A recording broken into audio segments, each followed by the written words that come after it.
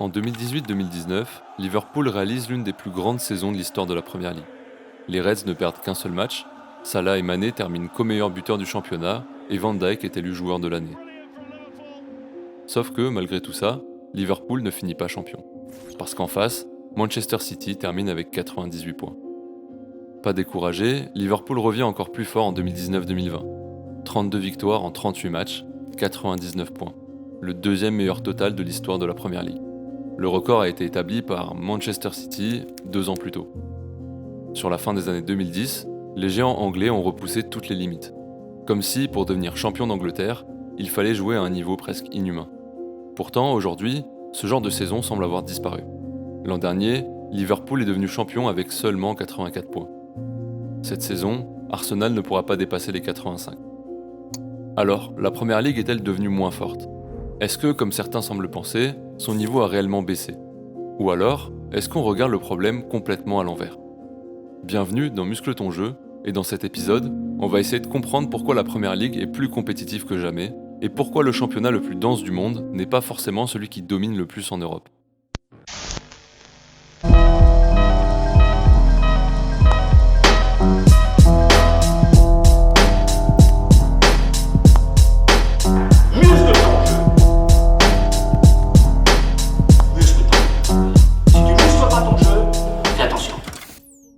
Cette saison, à Nottingham Forest, Morgan Gibbs-White s'est révélé comme l'homme providentiel dont le club avait besoin pour se maintenir en Première Ligue. 13 buts et 4 passes décisives, la plupart dans les matchs qui comptent. Avant même la fin de l'exercice actuel, on a entendu parler de l'intérêt de Manchester City et surtout de Tottenham, tous prêts à activer sa clause libératoire à plus de 70 millions d'euros.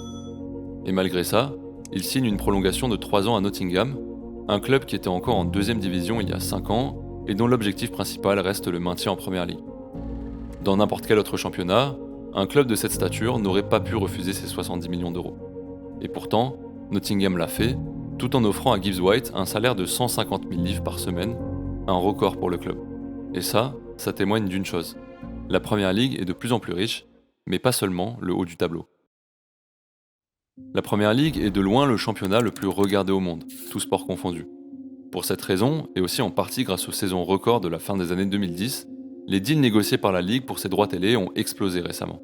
À l'heure actuelle, le package représente plus de 3 milliards d'euros annuels. En Europe, le championnat le plus proche, c'est la Liga, avec 1,3 milliard d'euros. Le gap est déjà énorme, mais il n'explique pas à lui tout seul pourquoi un club comme Nottingham peut se comporter comme le Bayern ou le Real sur le marché des transferts. Pour comprendre ça, il faut se pencher sur la répartition des revenus et sur la notion d'équité. L'équité, c'est la disposition de l'esprit consistant à accorder à chacun ce qui lui est dû. Pour que vous compreniez où je veux en venir, prenons donc la Liga comme élément de comparaison. En Espagne, les 2 derniers champions, le Real et le Barça, touchent à eux deux presque 25% des revenus liés aux droits télé. Un quart du gâteau, partagé entre seulement 2 clubs. En Première Ligue, les 2 derniers champions, Liverpool et surtout City, qui a gagné 6 des 8 dernières saisons, ne touchent que 12% de ses revenus à eux deux. Même s'il y a toujours une part de variable liée à la performance, l'argent est beaucoup mieux distribué en Angleterre. En fait, le club le mieux rémunéré touche à peine 1,6 fois la somme perçue par le dernier.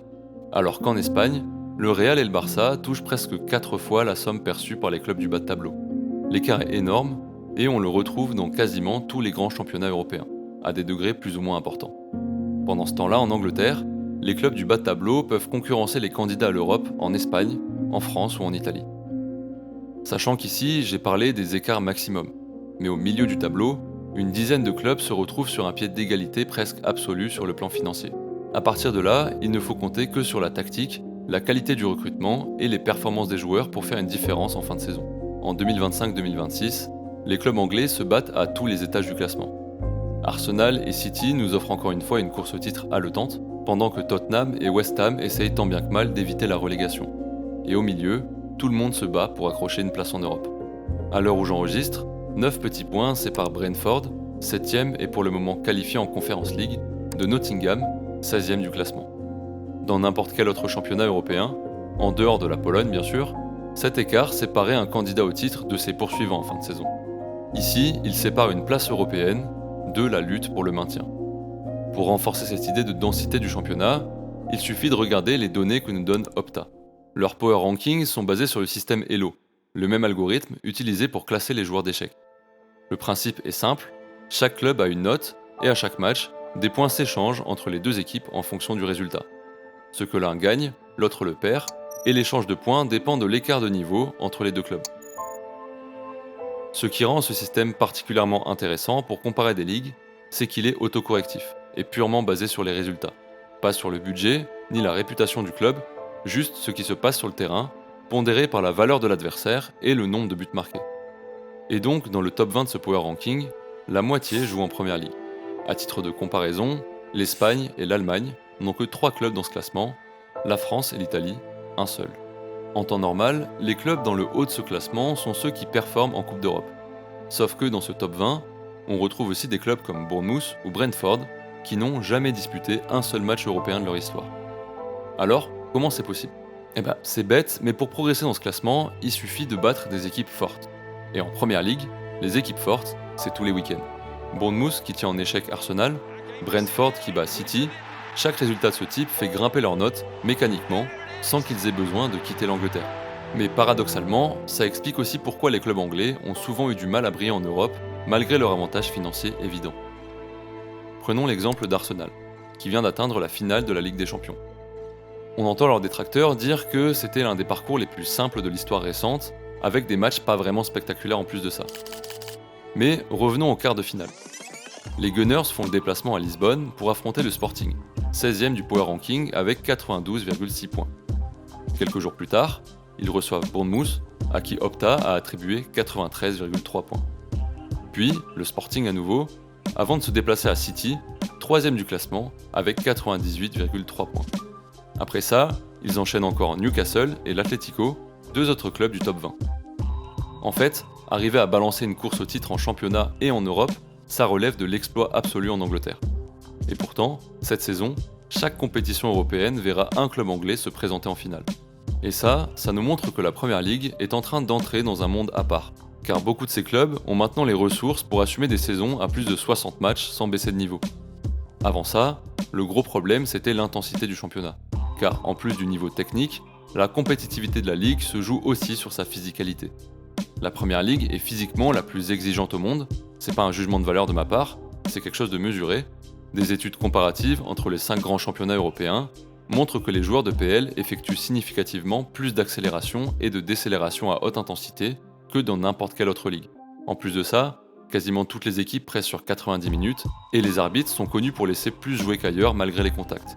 C'est pas pour rien si la plupart des joueurs étrangers qui arrivent dans le championnat ont besoin d'un temps d'adaptation.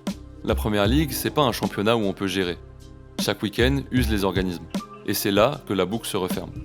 Les clubs anglais ont compris que pour tenir sur 55 ou 60 matchs par saison, il leur suffisait pas d'avoir un 11 titulaire de classe mondiale. En plus de ça, il faut un effectif large, des doublures de haut niveau à tous les postes, et des bancs capables de maintenir la même performance quand les organismes lâchent. Et pour ça, l'argent, celui dont on parlait au début, redevient décisif.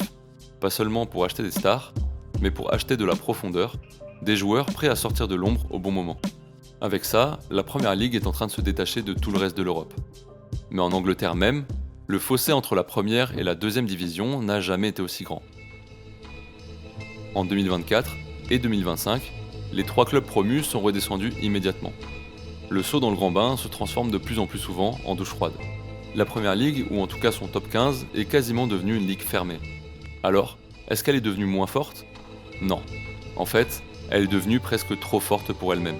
Trop forte pour qu'un club soit réellement favori en début de saison, trop forte pour que les clubs promus survivent sans investir massivement. On ne reverra sûrement pas de saison à presque 100 points avant un bon moment. Pas parce que City ou Liverpool ont baissé de niveau, mais parce que les clubs qui étaient censés être leur faire-valoir ont décidé de ne plus jouer ce rôle-là. Bournemouth qui accroche Arsenal et Liverpool cette saison, Crystal Palace en finale d'une Coupe d'Europe, Sunderland qui lâche 180 millions sur le mercato pour sa première saison de retour dans l'élite, ou Tottenham qui joue le maintien, ce ne sont plus des anomalies.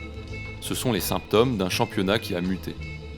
Et pendant que le reste de l'Europe se demande encore pourquoi ces clubs peinent à suivre, la réponse est là, dans les chiffres, dans les contrats et dans les power rankings.